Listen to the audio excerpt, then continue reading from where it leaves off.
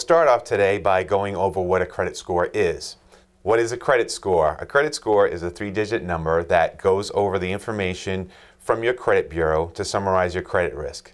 More specifically, the likelihood of you becoming seriously delinquent on a payment in the next 2 years.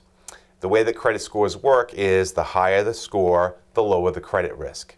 And credit scores range from a score of 300 to 850. What makes up a credit score? Well, 35% of the credit score is based on the payment history. Histories from credit cards, store credit cards, installment loans like auto loans and personal loans, mortgages, and finance company loans.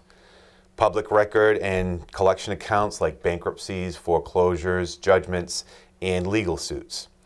Details that are in the payment history are how late were your payments? Were they 30 days, 60 days, or 90 days past due? How recently they occurred?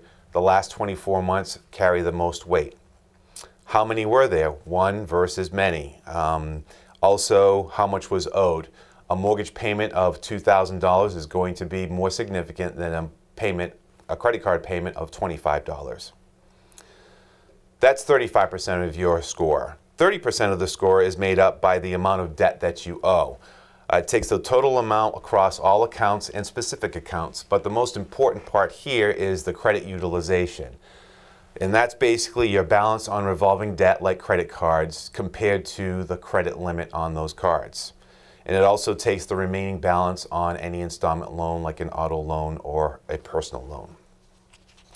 15% of your score is based on credit history, the age of your oldest account, the average age of all accounts, and the age of the specific accounts. 10% of your score is based on new credit, the number of new accounts that you have, how long it's been since you opened a new account, and how often you've made requests to open new accounts in the last 12 months. Those are called inquiries. Just a note on new credit, a lot of people do rate shopping when they're looking for an auto loan or a mortgage. If you do that within a specific time period, those inquiries may not affect your credit score.